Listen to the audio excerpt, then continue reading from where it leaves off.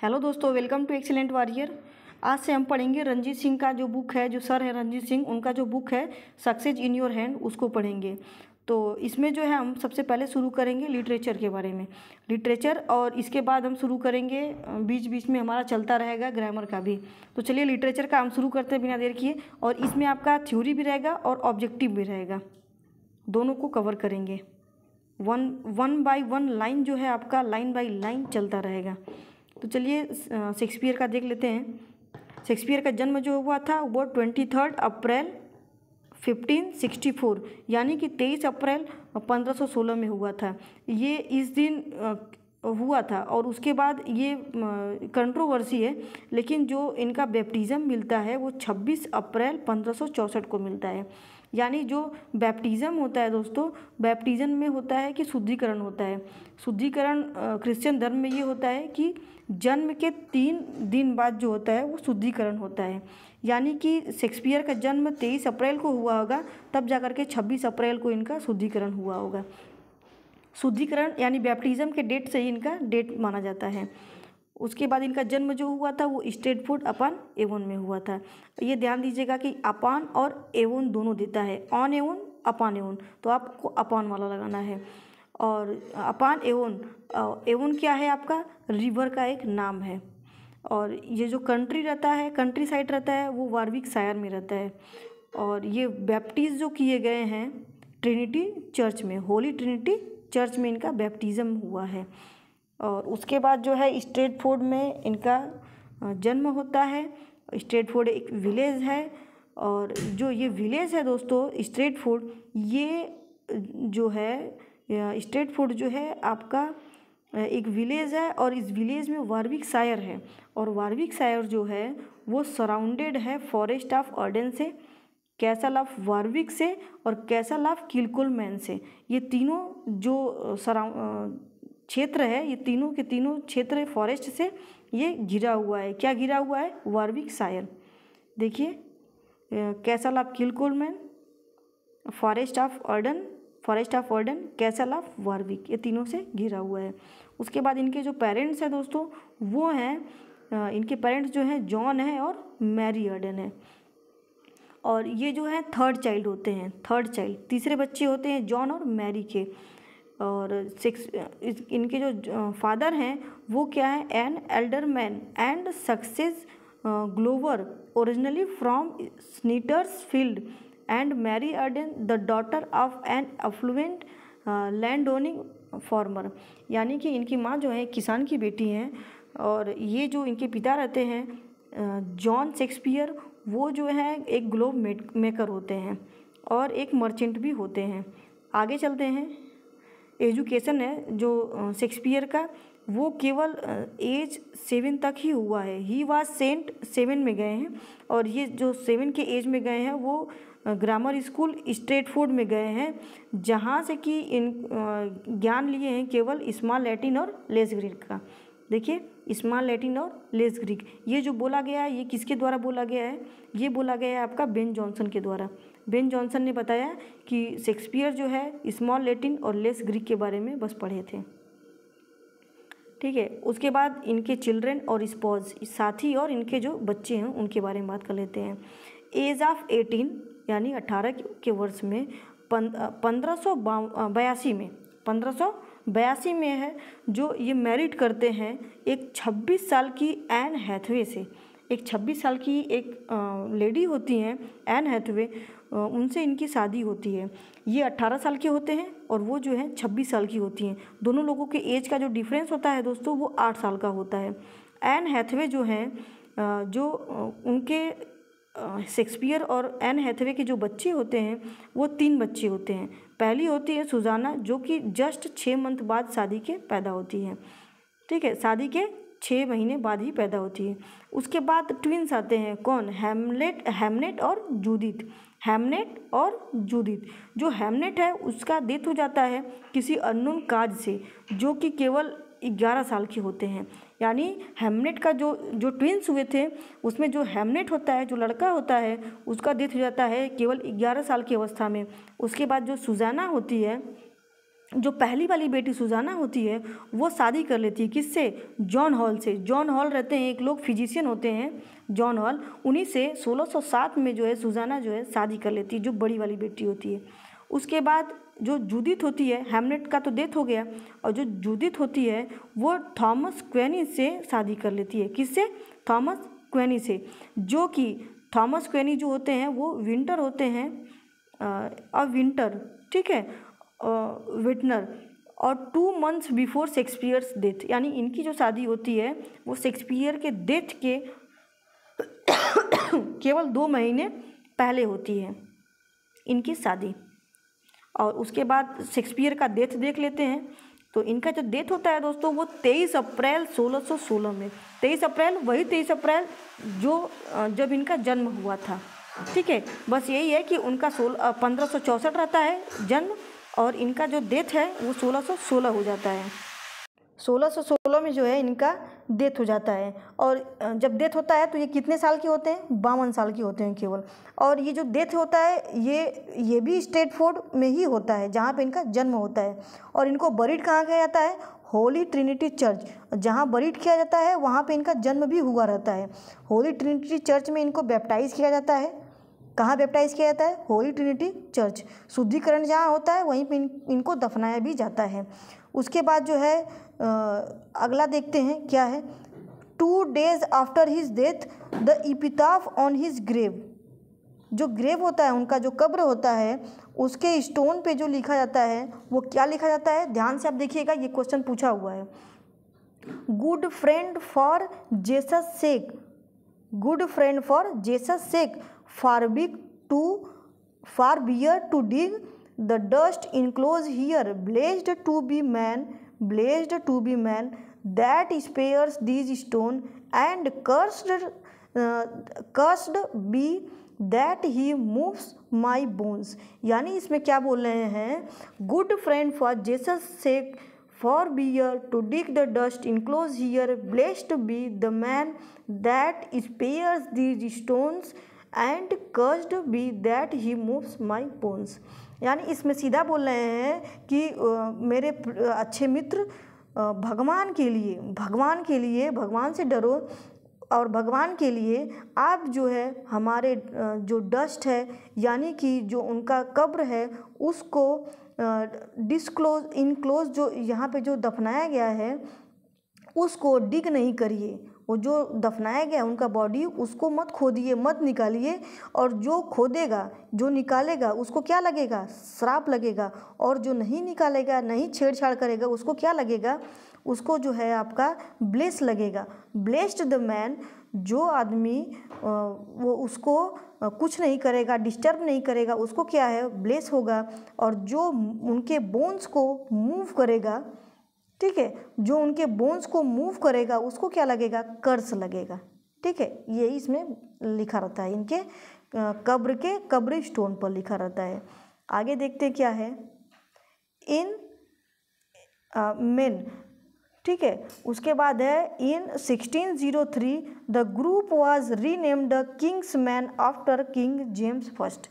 यानी कि एलिजाबेथ जो होती हैं दोस्तों वो आपकी 1558 से लेकर के 1603 तक रहती हैं। 1603 में कौन आते हैं, जेम्स आते हैं। जेम्स आते ही क्या करते हैं, 1603 में जेम्स जैसे ही आते हैं वैसे ही जो इनका जो किंग्स मैन रहता है, इनका जो एक ग्रुप होता है, जो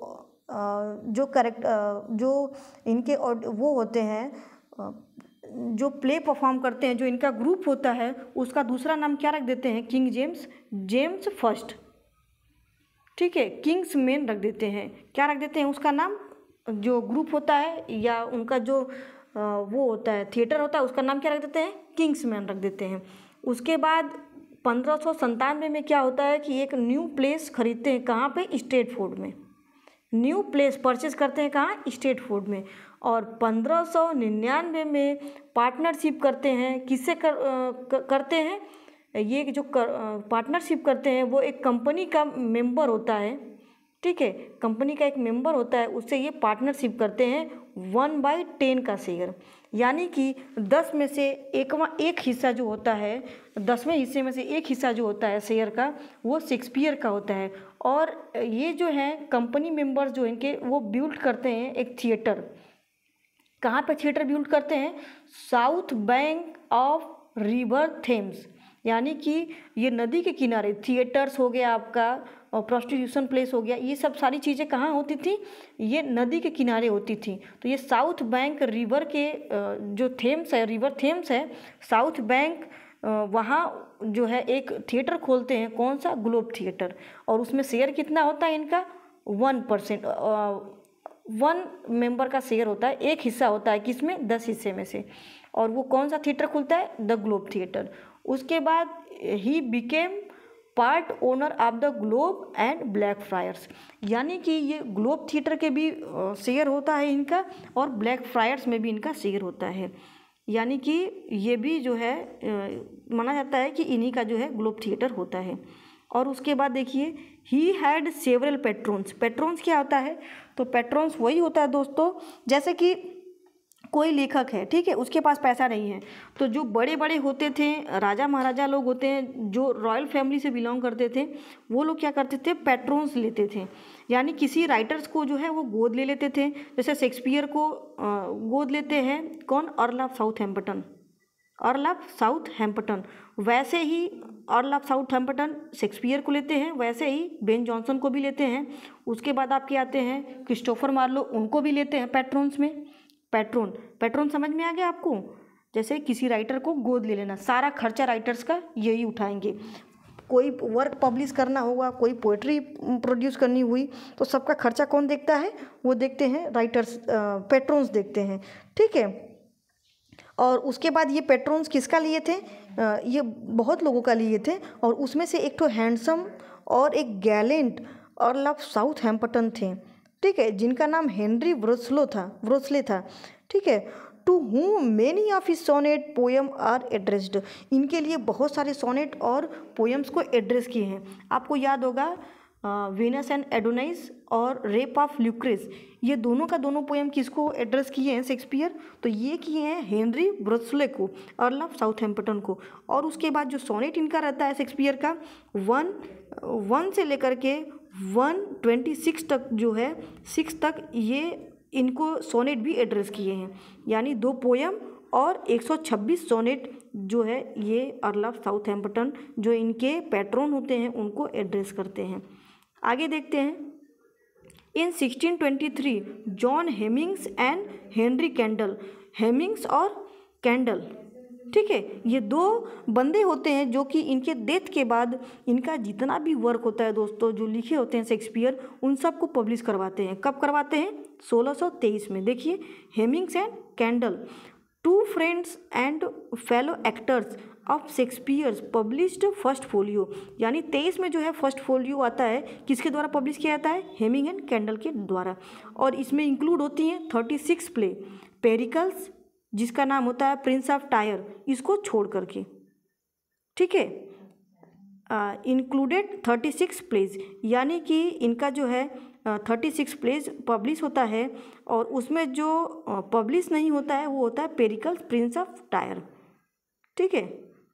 और उसके बाद है देखिए Prince of tyre, Pericles Prince of tyre जो है not included in first folio, first folio में इसको नहीं रखा जाता है। फर्स्ट फोलियो कब आता है? 1623 में। ध्यान दीजिएगा, बहुत ज़्यादा पूछा जाता है ये क्वेश्चन। रंजीत सिंह का बुक आपको बताने की ज़रूरत नहीं है, बस आप पूछ लीजिएगा, जो सीनियर है पूछ लीजिएगा कि कितना बेनिफिशियल है रंजीत सर का बुक, ये आपको बता देंगे वो। अराउंड 1590 ही रोट 154 सोनेट, यानी 1590 में वो है 1590 में है 154 सोनेट जो है वो लिख लिए होते हैं। ये देखिए सब आया हुआ है date. Which were published collectively 20 में 1609, यानी कि ये जो कलेक्शन ऑफ सोनेट होता है वो कब पब्लिश होता है? देखिए, कलेक्शन ऑफ सोनेट जो है वो 20 मई 1609 में किसके द्वारा पब्लिश होता है? थॉमस थॉर्पे के द्वारा। किसके द्वारा दोस्तों? थॉमस थॉर्पे के द्वारा। देखिए अभी हेमिंग एंड कैंडल इनका जो वर्क है वो पब्लिश करवाते हैं कब, 1623 में, फर्स्ट फोलियो में। ठीक है, उसके बाद आते हैं आपके थॉमस थॉर्पे, जो कि इनका सोनेट पब्लिश करवाते हैं 1609 में। हेमिंग एंड कैंडल, थॉमस थॉर्पे, याद रखिएगा आप। उसके बाद है for his legendary and historical material Shakespeare depended mainly on. अब इसमें बोला जा रहा है कि शेक्सपियर जो है अपने जो लेजेंडरी वर्क्स हैं या फिर हिस्टोरिकल मटेरियल है वो शेक्सपियर कहाँ से उठाए हैं, किसके ऊपर डिपेंड रहते हैं, यानी जितना भी उनका हिस्टोरिकल आता है वर्क या फिर लेजेंडरी वर्क जो इनका देखा गया है वो कहाँ से लिया गया है मोस्टली, तो वो लिया गया है दोस्तों, सोर्स जो रहता है इनका Holinshed Chronicles of England, Scotland, Ireland. यानी जो होलिंसेट रहते हैं उनका जो क्रॉनिकल्स होता है इंग्लैंड का, स्कॉटलैंड का, आयरलैंड का, इसी के हिस्ट्री में से उठाया जाता है, इन्हीं के हिस्ट्री में से उठाते हैं और उसके बाद उठा करके ये अपना लिखते हैं। और उसके बाद है ये हो गए राइटर जिनसे उठाएं, और दूसरे हो गए आपके also on sir Thomas north रहते हैं, उनका जो ट्रांसलेशन होता है प्लूटार्च पैरेलल लाइफ्स, यानी प्लूटार्च के पैरेलल लाइफ से लिए हैं, और उसके बाद थॉमस नॉर्थ के ट्रांसलेशन से लिए हैं। ये सारी चीज़ें सोर्स है जो वो शेक्सपियर लिए हैं। ये समझ में आ गया आपको कि इनका सोर्स जो है वो कहाँ से मोस्टली लिया गया, Holinshed Chronicles of England, Scotland and Ireland. ठीक है, और उसके बाद थॉमस थॉर्प 1579 जो है एक ट्रांसलेशन है जो कि प्लूटार्च के पैरेलल लाइफ से है, उससे भी उठाए हैं।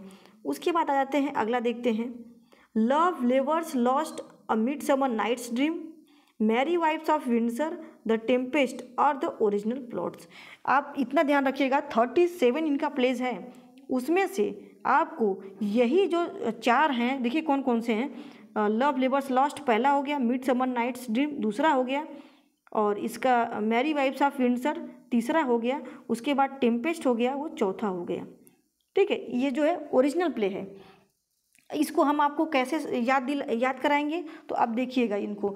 लव लेवर्स लॉस्ट जो है इसमें वो बोलती है, एलिजाबेथ बोलती है कि इसमें जो है हमको ये प्ले जो है ओरिजिनल हमको दिखाया जाए, तो उसका ऐसा प्ले बनाया जाए, उनके डिमांड पे इस प्ले को वो अपने से क्रिएट करते हैं। उसके बाद मिडसमर नाइट्स ड्रीम, ये भी एक वो होती हैं, थियसस होती हैं, थीसियस होती हैं, और एक होती हैं अमेज़न की जो क्वीन होती हैं, उनके ऊपर ये डिपेंड, जो कि अमेज़न की वो हिपोलिटा होती है, उसको उसी पर ये डिपेंड होता है। कौन सा, ये मिडसमर नाइट्स ड्रीम और उसके बाद लव लेवर्स लास्ट, ये सारी चीज़ें, ये चारों के चारों हैं वर्क, वो चारों के चारों ये जो वर्क हैं वो ओरिजिनल प्लॉट होते हैं। उसके बाद जो टेम्पेस्ट है दोस्तों, टेम्पेस्ट में ये एक ओरिजिनल एक ट्रेजेडी देखते हैं, जो कि शिप होता है वो समुद्र में डूब जाता है, उसी के ऊपर ये प्ले को अपने लिखते हैं। मैरी वाइफ्स ऑफ विंडसर, ये भी ओरिजिनल है, यानी चारों का चारों इनका ओरिजिनल है। कौन कौन सा है, love labours lost, midsummer night's dream, merry wives of Windsor, ये चारों के चारों क्या हैं दोस्तों, ओरिजिनल इनके प्लॉट हैं, ये कहीं से बारो किया हुआ या लिया गया नहीं है। अब उसके आगे देखते हैं इनका जो ग्रेट ट्रेजेडीज़ है वो कौन कौन सा है। तो ग्रेट ट्रेजेडीज़ जो है इनका है वो है Hamlet, Othello, King Lear, Macbeth. और इसको आप याद कैसे करेंगे, तो इनको याद करने का एक ही तरीका है दोस्तों कि हुक्म कर लीजिए। क्या लिखेंगे यहाँ पे, आप हुक्म कर लेंगे। देखिए हुक्म, H फॉर हो कम, ठीक है, ये हो गया आपका हुक्म। H for Hamlet, O for Othello, K for King Lear, M for Macbeth, ये इनका जो है ट्रेजेडीज़ है। ठीक है, और इसके बाद ये ट्रेजेडीज़ जो है दोस्तों वो कैसे कैसे आई है, कब कब ये ट्रेजेडीज़ जो है पब्लिश हुई है, तो इसके बारे में भी एक बार देख लेते हैं कि कब कब आई है। तो जो आपकी पहली वाली जो होती है हैमलेट, वो कब आती है, तो वो आती है आपकी 1 में, यानी 1600 लेकर के ये 1 में, थोड़ा सा ये आप देख लीजिएगा, देखते चलिए तो याद हो जाएगा बाद में। 1601 में माना जाता है, 1600 से 1601, तो इसको 1 मानिए। उसके बाद आपका जो ओथेलो है वो कब आता है, तो ओथेलो आपका आता है 1603 में, 1 3 1 3, उसके बाद आपका ओथेलो 3 हो गया, उसके बाद आपका किंग लियर 5 में, किंग लियर 5 में, ये मानिए 5 में, उसके बाद आपका मैकबेथ जो है दोस्तों वो आता है 6 में। ठीक है, 1 3 5 6 कैसे याद करेंगे, देखिए 1 3 5 6। ठीक है, एक के बाद एक गैप कर दीजिए, फिर 3 के बाद एक गैप कर दीजिए, एक के बाद एक गैप करिए, उसके बाद 3 के बाद एक गैप करिए, याद हो जाएगा। ये कम हो गया। ग्रेट ट्रेजेडीज जरूर पूछता है आपको, ये सब तो आपका समझिए बेसिक इन्फॉर्मेशन हो गया उनके बारे में, शेक्सपियर के बारे में। उसके बाद इनकी जो ग्रेट कॉमेडीज़ होती हैं वो कौन कौन सी कॉमेडीज़ होती हैं इनकी, तो वो देख लेते हैं। तो इनकी जो ग्रेट कॉमेडीज़ है, Much Ado About Nothing, Twelfth Night, Merchant of Venice, As you like It. देखिए मच अडो अबाउट नथिंग ये भी कॉमेडी है। ट्वेल्थ नाइट इसमें आपका मालवोलियो रहता है, इसमें कॉमेडी हो जाता है। मर्चेंट ऑफ वेनिस में भी कॉमेडी होता है। एज यू लाइक इट में तो पूछना ही नहीं है कॉमेडी। ये सारी की सारी क्या है, ग्रेट कॉमेडीज़ हैं, ग्रेट कॉमेडीज़ हैं। उसके बाद आगे देखते हैं, आगे क्या दिया है, आगे दिया है आपका रोमन प्लेज, रोमन प्लेज। तो रोमन प्लेज में देखते हैं कि कौन कौन सा है। कोरियोलिनस है, कौन सा है दोस्तों, कोरियोलिनस है, जूलियस सीजर है, एंटोनियो और क्लियोपेट्रा है। कोरियोलिनस कैसे हो गया, तो कोरियोलिनस जो है ये भी रोमन प्ले है। ठीक है, उसके बाद जूलियस सीजर, एंटोनियो और क्लियोपेट्रा, ये जो कहानी रहती है जूलियस सीजर वही आगे जाकर क्या बनती है, एंटोनियो और क्लियोपेट्रा। ये आप मान सकते हैं कि ये फर्स्ट हो गया स्टोरी, उसके बाद उसके आगे की स्टोरी एंटोनियो और क्लियोपेट्रा में बताई जाती है। ये जो दोस्तों जूलियस सीजर होता है, जब इसका डेथ होता है तो आपको याद होगा कि एंटोनी जो आता है इसके फ्यूनरल पे आता है और ये उस टाइम पे बोलता है O Julius Caesar your soul is surrounding, ऐसे करके कुछ रहता है कोटेशन जो है, इसके बारे में ये एंटोनी बताता है। उसके बाद जो है दोस्तों इसके बाद की जस्ट कहानी जो है एंटोनी और क्लियोपेट्रा में बताई जाती है। कैरेक्टर आप रिलेट कर लीजिएगा, एंटोनी आपको दिखेगा इस कैरेक्टर में। ठीक है, ये तीनों का तीनों आपका रोमन हो गया। कौन सा, कोरियोलिनस, जूलियस सीजर, एंटोनियो और क्लियोपेट्रा। इतना से आपको समझ में आ रहा है। कोरियोलिनस को याद रखिएगा, यानी कि कोरियोलिनस यानी कोरियर, ऐसे याद होगा आपको, कोरियोलिनस यानी कोरियर। ठीक है, आपको रोम में कोरियर करना है, रोम में कोरियर करना है, याद हो जाएगा आपको। ये एक बार आप इसको रिलेट करिएगा, जैसे कोरियर करना है रोम में। ठीक है, यानी रोमन प्ले, जूलियस सीजर को और एंटोनियो क्लियोपेट्रा को। आगे देखते हैं ड्रामेटिक रोमांस। तो ड्रामेटिक रोमांस कौन कौन सा है, तो ड्रामेटिक रोमांस जो दोस्तों ये भी आया हुआ है, इसमें जो है 4 इनके प्लेज होते हैं जो कि ट्रेजिक कॉमेडीज़ होते हैं, और ये लास्ट प्लेज होते हैं। लास्ट 4 प्लेज, जो आखिरी के जो 4 प्लेज होते हैं, उनको किस में रखा जाता है, ड्रामेटिक कॉमेडीज़ में या फिर ड्रामेटिक रोमांस में। ठीक है, कॉमेडी को रोमांस भी बोल सकते हैं, क्योंकि वो ट्रेजेडी नहीं है तो उसको कौन रोमांस बोल सकते हैं। इसमें कौन कौन सा आता है, पेरिकल्स आता है, ये वही पेरिकल्स है जिसको कि फर्स्ट फोलियो में इंक्लूड नहीं किया गया था, वही पेरिकल्स है, वही पेरिकल्स को जो इंक्लूड नहीं किया जाता है थर्ड फोलियो में। उसके बाद आपका आता है सिम्बेलिन। उसके बाद आपका आता है विंटर्स टेल, टेम्पेस्ट। क्या लिखेंगे, Pericles, Cymbeline, winter's tell, Tempest. याद हो रहा है, देखिए विंटर्स टेल, टेम्पेस्ट। उसके बाद आगे चलते हैं, आगे है इन 1896 फ्रेडरिक एस बॉस। कौन है दोस्तों, Frederick S Boas coined term. Frederick S Boas जो हैं वो एक टर्म कॉइन करते हैं प्रॉब्लम प्लेज का। क्या करते हैं, प्रॉब्लम प्लेज का। इनका जो प्लेज का जो स्टडी करते हैं उसमें एक कॉइन करते हैं प्रॉब्लम प्ले का, जिसमें कि ये 3 प्लेज को रखते हैं। 3 प्लेज को किसको किसको रखते हैं, All's Well That Ends Well, Measure for Measure, Troilus and Cressida. ठीक है, मेजर फॉर मेजर आपको याद है कौन सा है वर्क, जिसमें कि एक राज्य होता है, उसमें जो किंग होता है वो चला जाता है, साधु बन जाते हैं, और अपना जो किंगडम है एक उसको दे देते हैं, एक रहता है उन्हीं के साथ का कंपेनियन का, उसको दे देते हैं, बोलते हैं राज्य को संभालो, हम कुछ दिन में जा रहे हैं बाहर आउट ऑफ कंट्री, उसके बाद आएंगे तो अपना राज्य जो है देखेंगे तुम कैसे चलाए हो। ये वही स्टोरी है। ठीक है। उसके बाद आपके आते हैं मेजर फॉर मेजर, ठीक है, मेजर फॉर मेजर। उसके बाद ट्रोलेस एंड क्रेसिडा। आगे चलते हैं, आगे है his last tragedies Antony and Cleopatra and Coriolanus, his last major tragedies. ये ट्रेजेडीज़ के बारे में बात हो रही है, ठीक है, ये ट्रेजेडीज़ के बारे में बात हो रही है कि इनकी जो लास्ट मेजर ट्रेजेडीज होती है एंटोनी एंड क्लियोपत्रा कोरियोलिनस। एंटोनी एंड क्लियोपत्रा और कोरियोलिनस ये रोमन प्ले भी हैं, ध्यान दीजिएगा। एंटोनी क्लियोपत्रा कोरियोलिनस, बोले थे ना कि रोम में कोरियर कर दीजिएगा। किसको किसको कोरियर करना है? एंटोनियो क्लियोपत्रा को और जूलियस सीजर को, ठीक है। तो एंटोनियो क्लियोपत्रा जूलियस सीजर जो है contains some of Shakespeare's finest poetry were considered his most successful tragedies by poet and critics T.S. Eliot, who called his tragedies Macbeth an artistic success and other tragic play Hamlet an artistic failure basis of objective correlative. ये आप ध्यान से देखिएगा कि ये जो Antonio and क्लियोपत्रा है दोस्तों बहुत बड़ी ट्रेजेडी है, समझिए।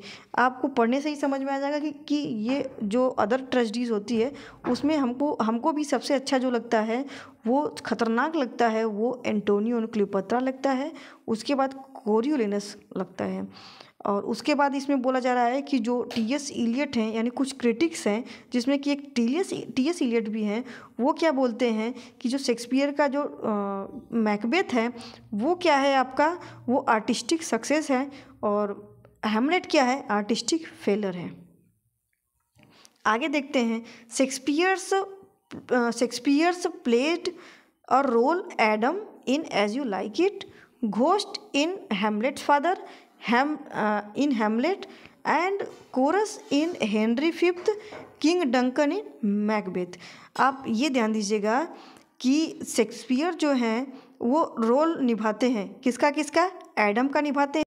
ये जो जैक होता है दोस्तों, ये Adam as you like it में जो एडम होता है, एज यू लाइक इट में जो एडम होता है दोस्तों, वो सर्वेंट होता है किसका, रोलैंड डी बॉयस जो होते हैं उनका जो बेटा होता है, रोलैंड डी बॉयस का जो बेटा होता है उन्हीं के बेटे होते हैं ओलिवर, उन्हीं का सर्वेंट बनते हैं कौन, एडम, जो कि शेक्सपियर होते हैं।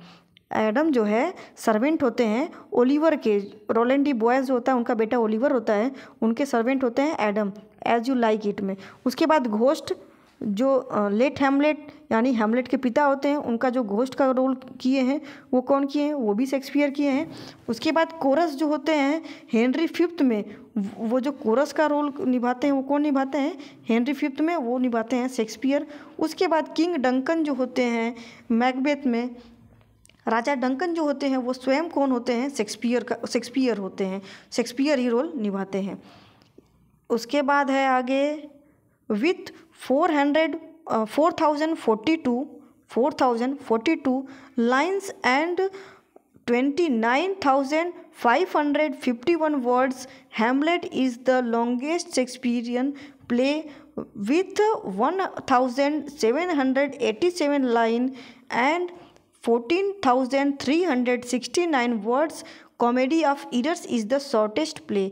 यानी कि जो हैमलेट है दोस्तों, हैमलेट जो है वो आपका 4,042 लाइन का होता है और उसमें 29,551 वर्ड्स होते हैं, जो कि लॉन्गेस्ट शेक्सपियरियन प्ले होता है। केवल प्ले के बारे में बात हो रहा है, ना कि ट्रेजेडी ना कि कॉमेडी।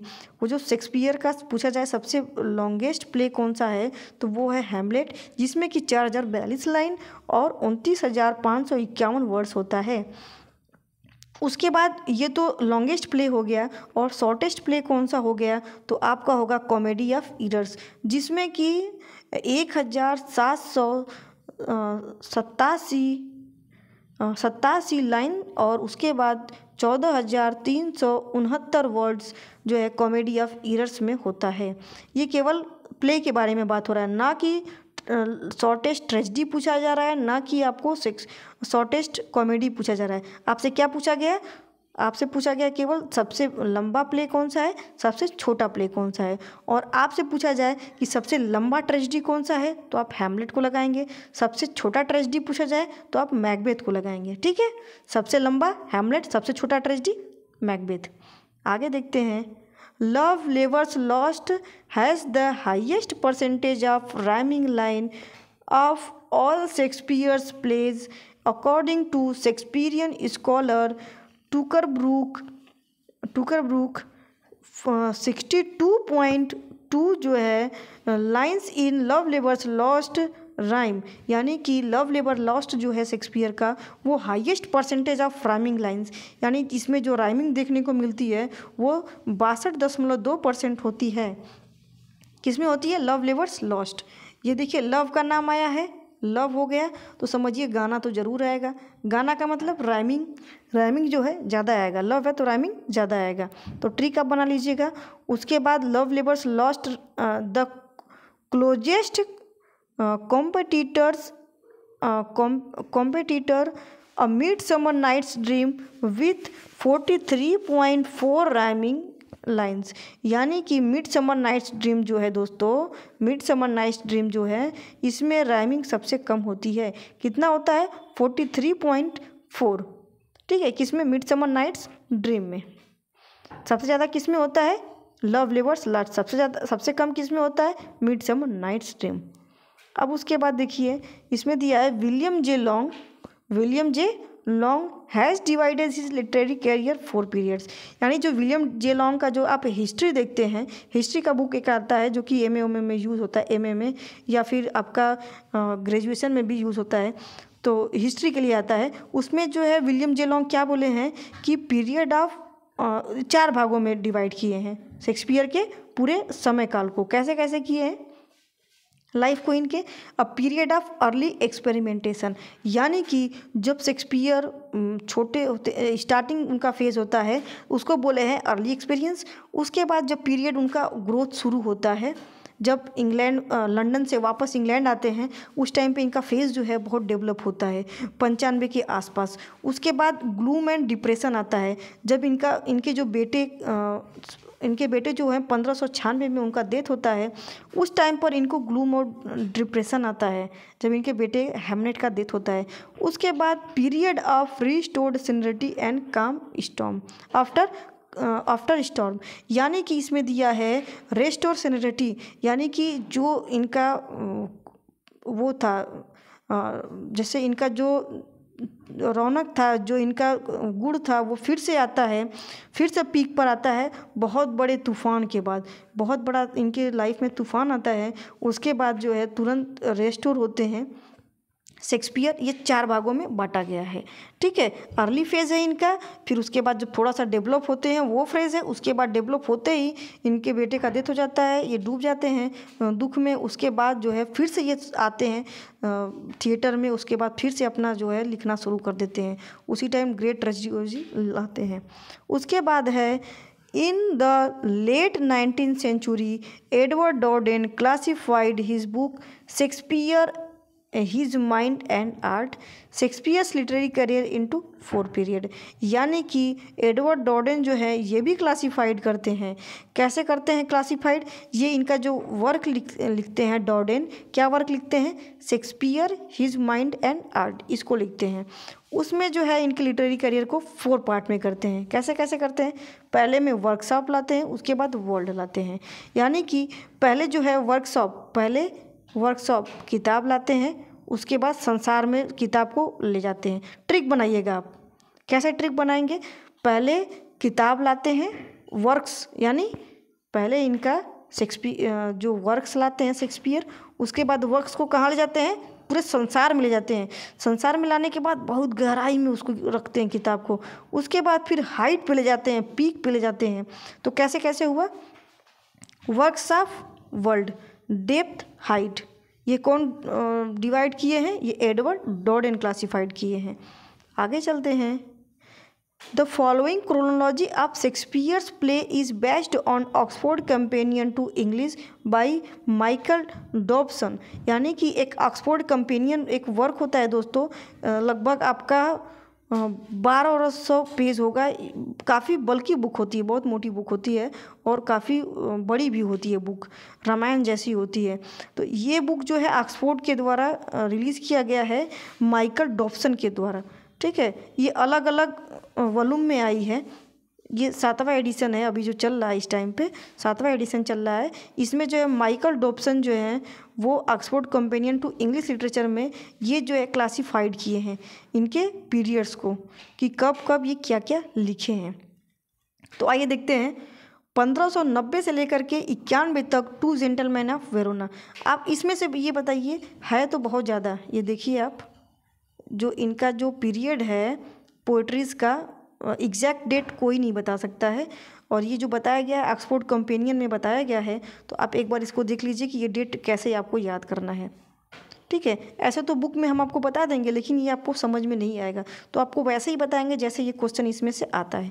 एग्जैक्ट डेट नहीं देता है। डेट किसका किसका देता है, आपसे ये पूछा जाएगा कि जो स्टार्टिंग फेज़ है उस टाइम पर ये क्या लिखते हैं अपने स्टार्टिंग के फेज़ में। तो स्टार्टिंग के फेज़ में देखिए, two gentleman of Verona comedy है, टेमिंग ऑफ द श्रू ये भी कॉमेडी है, कॉमेडी ऑफ ईडर्स ये भी कॉमेडी है, लव लेबर्स लॉस्ट ये भी कॉमेडी है, मिडसमर नाइट्स ड्रीम ये भी कॉमेडी है, merchant of Venice most comedy में माना जाता है, merry of wives of Windsor ये भी मोस्ट कॉमेडी में माना जाता है। तो ये आपको समझ में आया। ये जो आपका लव लेबर्स लॉस्ट है दोस्तों, ये ओरिजिनल प्लॉट है। लव लेबर्स लॉस्ट ये जो है ओरिजिनल प्लॉट है, शेक्सपियर के द्वारा लिया गया। सब तो सब सोर्स अलग अलग से लिया गया है, किसी न किसी सोर्स से लिया गया है, लेकिन लव लेबर्स लॉस्ट रहता है दोस्तों। मिडसमर नाइट्स ड्रीम हो गया आपका, मिडसमर नाइट्स ड्रीम ये होता है। और उसके बाद आपका टेम्पेस्ट होता है, midsummer night's dream, tempest, merry wives of Windsor, देखिए ये भी है इसमें। ठीक है, ये तीनों का तीनों मिल गया। उसके बाद एक टेम्पेस्ट होता है। ये चारों के चारों जो है ओरिजिनल प्लॉट हैं। इतना समझ में आ गया। ठीक है, ऐसे देगा आपको। तो ये सब कॉमेडी है, ये ओरिजिनल प्लॉट है। ओरिजिनल प्लॉट भी आप देख लीजिए, love labours lost original plot, midsummer night's ये भी original plot, merry wives of Windsor ये भी ओरिजिनल प्लॉट, ओरिजिनल। उसके बाद जो पूछेगा क्वेश्चन वो कैसे पूछता है कि सबसे स्टार्टिंग फेज़ में वो क्या लिखे हैं शेक्सपियर, तो आप सीधा आंख बंद करके लगा दीजिएगा कि स्टार्टिंग के फेज़ में वो क्या लिखते हैं दोस्तों, वो कॉमेडीज़ को लिखते हैं। ठीक है, और इसमें दे देगा कि कॉमेडी ऑफ ईरर्स सबसे पहले कौन सी कॉमेडी लिखे हैं, तो कॉमेडी ऑफ ईरर्स भी आता है उसमें, जेंटलमैन ऑफ वरुणा भी आ सकता है, टेमिंग ऑफ द श्रू आ सकता है। ये चारों के तीनों के तीनों जो है अक्सर करके दे देता है कि पहले कौन सा लिखा गया है, ये दे देगा। उसके बाद आपको ट्रेजेडीज़ दे देगा, जो ग्रेट ट्रेजेडीज़ है वो दे देगा, हिस्ट्री दे देगा। तो आप किसको लगाएंगे, सीधा इनके कॉमेडी वाले को पहले क्रोनोलॉजिकल ऑर्डर में इसको रखेंगे। ठीक है, इसका डेट जो है आप टू जेंटलमैन ऑफ वेरोना का याद कर लीजिए, कॉमेडी ऑफ ईरर्स का याद कर लीजिए, मर्चेंट ऑफ वेनिस का याद कर लीजिए। ठीक है, ये तीनों का तीनों आप याद कर लीजिए। Comedy of two gentleman of Verona हो गया 90 से 91, कॉमेडी ऑफ ईरर्स 94 में, और 96 में आपका मर्चेंट ऑफ वेनिस। ठीक है, 90, 94, 96 याद रहेगा आपको, 90, 94, 96। आगे चलते हैं, आगे देखते हैं क्या है। सम फेमस, नहीं दोस्तों इधर आएंगे। देखिए, उसके बाद मच अडो अबाउट नथिंग ये कॉमेडी है इनका। उसके बाद एज यू लाइक इट 99 से 1600।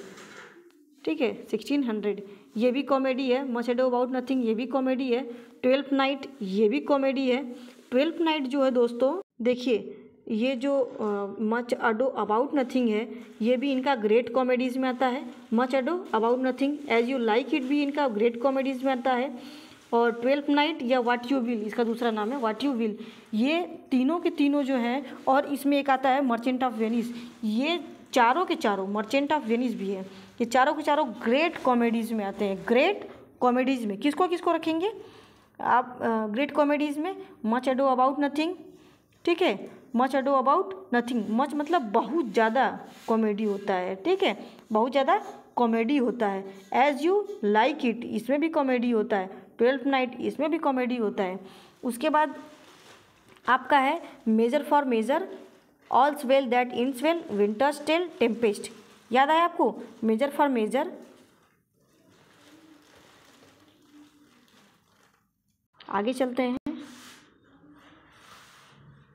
टेम्पेस्ट हो गया, आगे देखते हैं। अब हिस्ट्रीज में इनका क्या क्या है, तो हिस्ट्रीज में है 1591 में हेनरी फोर्थ पार्ट 2 लिखे हैं, उसके बाद हेनरी फोर्थ पार्ट 3 लिखे हैं, उसके बाद हेनरी फोर्थ पार्ट 1। इसमें पूछता है सबसे पहले कौन सा पार्ट लिखे हैं, तो सबसे पहले ये जो लिखे हैं 2 लिखे हैं, दूसरा वाला 2 3 1। प्रोनाउन का रूल याद है आपको, 2 3 1 वही समझिए, वही है। सबसे पहले क्या लिखते हैं, पार्ट 2, पार्ट 3, फिर पार्ट 1। उसके बाद ट्रेजेडी ऑफ रिचर्ड थर्ड की ट्रेजेडी लिखते हैं। उसके बाद ट्रेजेडी ऑफ रिचर्ड सेकेंड। उसके बाद life and death of the king John का लाइफ और डेथ लिखते हैं। उसके बाद लिखते हैं किंग हेनरी फोर्थ पार्ट 1। पहले तो 6 किंग हेनरी फोर्थ, सॉरी दोस्तों, ये जो है हम किंग हेनरी फोर्थ बोल दिए हैं, ये तो 6 है ना। पहले हेनरी 6 पार्ट 2, उसके बाद हेनरी फोर्थ पार्ट 3, उसके बाद थोड़ा सा मिस्टेक हो जा रहा है, आप ध्यान से देखिएगा, बोलने में मिस्टेक हो जा रहा है थोड़ा। ये देखिए हेनरी 6 जो है part second, Henry 6 part second पहले आता है, फिर हेनरी 6 पार्ट थर्ड आता है, उसके बाद हेनरी 6 पार्ट फर्स्ट आता है। ये 6 के बारे में, पहले 6 वाला सीरीज़ आता है। 6 वाले सीरीज़ में सबसे पहला दूसरा आता है, उसके बाद तीसरा वाला आता है, उसके बाद पहला वाला आता है, ठीक है। उसके बाद tragedies of Richard third, tragedies of Richard second, king Richard second. उसके बाद life and death of king John का लाइफ और डेथ आता है। उसके बाद किंग हेनरी फोर्थ पार्ट 1 आता है। उसके बाद आता है Henry fourth part 2, life of Henry the fifth. उसके बाद life of the Henry fifth. उसके बाद हेनरी 7 आते हैं, ऑल इज ट्रू। इसका दूसरा वाला नाम क्या है, ऑल इज ट्रू। हेनरी 8 का दूसरा नाम क्या है दोस्तों, ऑल इज ट्रू। उसके बाद इनके आ गए ट्रेजेडीज आ गए। अब ट्रेजेडीज में देखिए कौन कौन सा है, तो ट्रेजेडीज है इनका टाइटस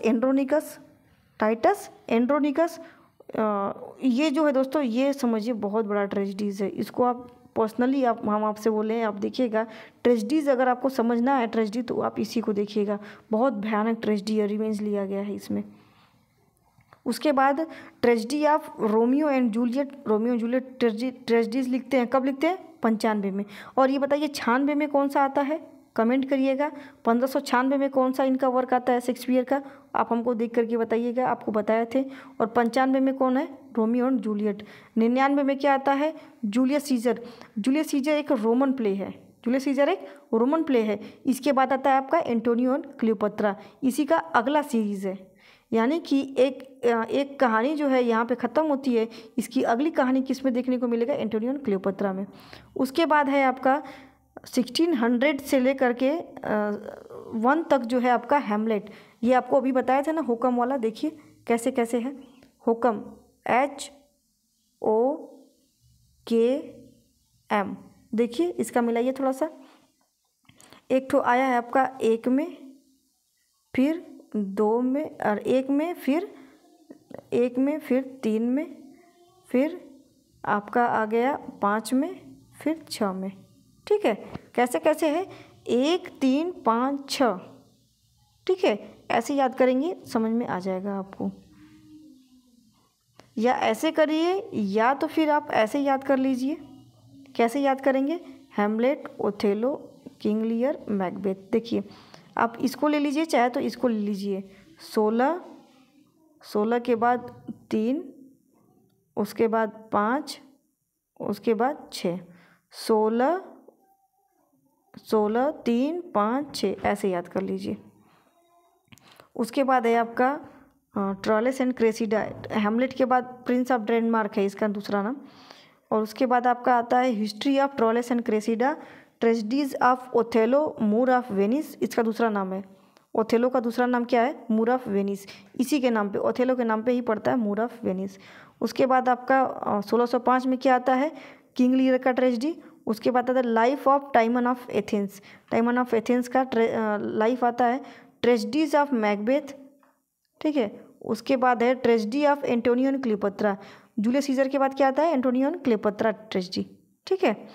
और ये ध्यान दीजिएगा कि मैकबेथ और एंटोनियो एंड क्लियोपेत्रा एक ही टाइम पे आया है, मैकबेथ और एंटोनियो एंड क्लियोपेत्रा। उसके बाद पेरिकल्स प्रिंस ऑफ टायर, इसी को जो है फर्स्ट फोलियो में स्किप किया जाता है, बाकी 36 प्लेस को फर्स्ट फोलियो में पब्लिश किया जाता है। ये प्रिंस ऑफ टायर जो है, पेरिकल्स प्रिंस ऑफ टायर जो है वो 1607 में आता है। ट्रेजेडी ऑफ कोरियोलिनस, कोरियोलिनस जानते हैं, ये रोमन प्ले है कोरियोलिनस, ये रोमन प्ले हो गया कोरियोलिनस। और जूलियस सीजर हो गया, जूलियस सीजर के बाद एंटोनी एंड क्लियोपेत्रा। उसके बाद सिम्बलिन हो गया 1610 में। टू नोबल किंग्स मैन जो है 1613 से लेकर के 14 तक लिखा गया है, ठीक है। लेकिन ये टू नोबल किंग्समैन जो है वो किसके किसके द्वारा लिखा है, को ऑथर हुआ है जॉन फ्लेचर के साथ, ये कंबाइन करके लिखे हैं शेक्सपियर। जॉन फ्लेचर और शेक्सपियर, विलियम शेक्सपियर, ये दोनों लोग जो है प्रोड्यूस करते हैं किसको, two noble of kinsmen, two nobles of kinsmen. देखिए टू नोबल्स के बारे में बात हो रही है ना, टू नोबल्स यानी दो लोगों के बारे में, दो लोगों ने मिलकर लिखा है, जॉन फ्लेचर और शेक्सपियर, जॉन फ्लेचर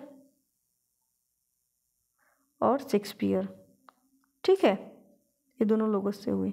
उसके बाद आइए 1593 में वेनस एंड एडोनिस आता है।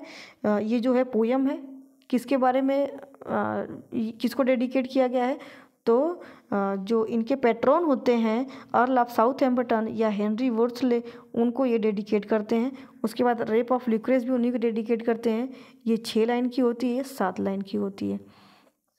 सोनेट जो है, sonnets to sundry notes of music, ठीक है। उसके बाद पैशनेट पिलग्रिम लिखते हैं, फोनिक्स एंड टर्टल लिखते हैं, लवर्स कंप्लेंट लिखते हैं, दी सोनेट्स करके पब्लिश करते हैं। फ्यूनरल एलिजी बाई WS, इसको लाते हैं, ये 12 में लाते हैं, ठीक है। इतना समझ में आ गया आपको। अब उसके बाद हमको क्या देखना है दोस्तों, some famous books on Shakespeare, जो फेमस बुक्स जो है शेक्सपियर पे लिखा गया है उसके बारे में देखना है। जैसे हैमलेट एंड हिज प्रॉब्लम हो गया, TS इलियट के द्वारा लिखा गया है, उसमें बताया गया है, ये बताते हैं कि जो हैमलेट है और उसके प्रॉब्लम्स को एक बुक निकालते हैं जिसमें बताते हैं हैमलेट एंड हिज प्रॉब्लम्स। तो ये बताते हैं कि हैमलेट जो है आर्टिस्टिक फेलियर है, हैमलेट जो है ऑब्जेक्टिव कोरिलेटिव का कमी पाया जाता है, ये सारी चीज़ें इसमें बताते हैं। तो ये जो है हम आपको अगले वीडियो में बताएंगे। आज के लिए बस इतना ही।